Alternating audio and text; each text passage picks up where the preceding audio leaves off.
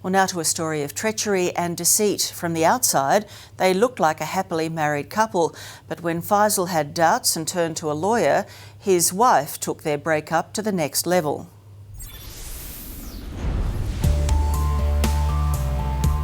You're about to witness one of the most audacious attempts by a wife to frame her husband for domestic violence. She's dangerous, very dangerous. Watch how this woman astonishingly punches herself in the face, not once, but twice, later telling police her husband bashed her. It's flipped my life upside down. I'm not the guy who I used to be anymore. This is a story about temptation and treachery, a lover and a liar, where romance makes way for revenge with catastrophic consequences. Well, I haven't actually heard of a scenario such as this, inflicting injury upon themselves in order to set up a scenario which results in someone else being charged. If love is blind, then Faisal only had eyes for Asma. She presented herself like she's the perfect girl on the planet. He met her through an online Muslim dating site and proposed soon after leaving Western Sydney to meet Asma in Morocco. However, while Faisal was hoping to return to Aussie with a life partner, he now believes Asma didn't share that dream. She's a greedy person. She's materialistic. The two officially tied the knot here last year, and Faisal was hardly frugal in making his new bride feel at home. He worked 2 jobs, spending everything he earned on his wife, from Gucci tracksuits to leather jackets, rings, necklaces and shoes, holidays and fine dining, parties in Morocco and money wired back to Asma's family.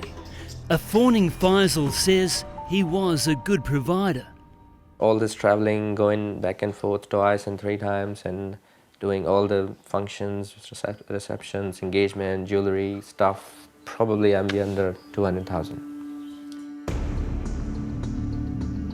But Faisal says they were constantly arguing, and in April he walked into an incredible sting when he came home from a night shift at Woolies. Yeah, it was all prepared for me, the whole crime scene. The unit had been ransacked. Faisal says Asma was waiting for him with this disturbing message.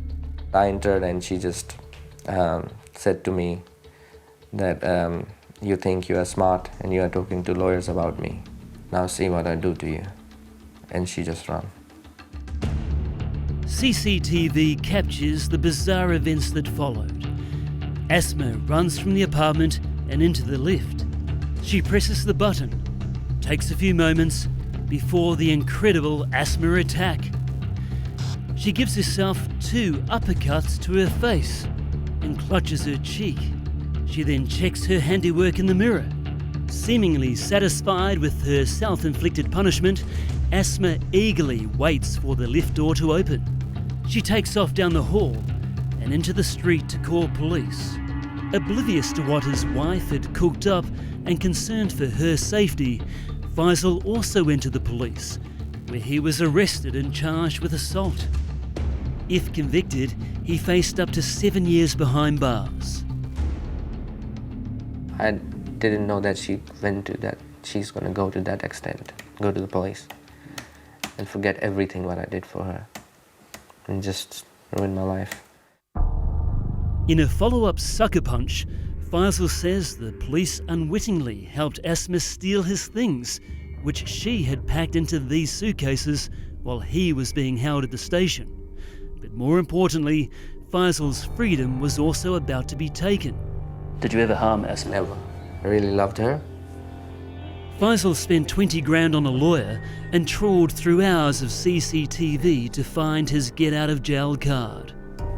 And once I saw this, I felt relieved that now the justice will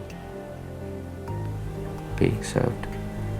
New South Wales Police dropped the assault charges, but never charged his estranged wife for making a false accusation, an offence which also carries a jail term of up to 7 years.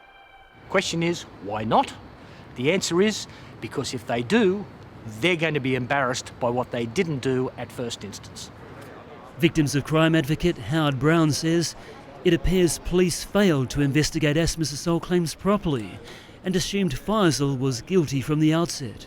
So when you realise that someone has made a false declaration to a police officer and you can prove that she made a false declaration, you then charge her with perverting the course of justice.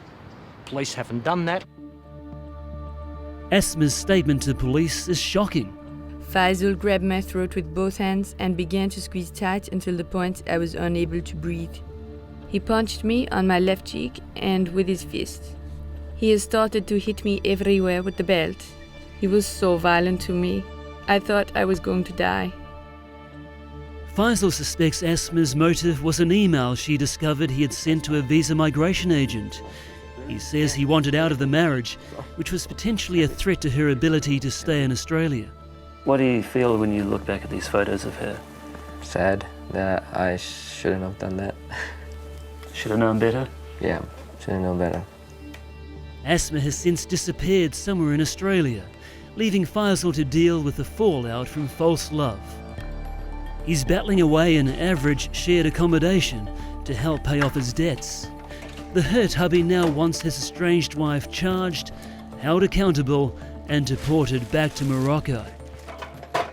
I am the victim now. I got used and abused over and over again, mentally, financially, emotionally, you name it. I'm the victim. So she did that. Now it's her turn to face the consequences.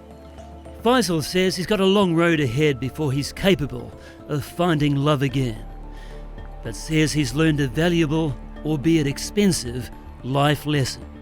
If God shows you true colors of someone, don't try to paint a different picture. Just stick with that. You'll end up like me. New South Wales Police are now reviewing all the evidence. We will let you know the outcome.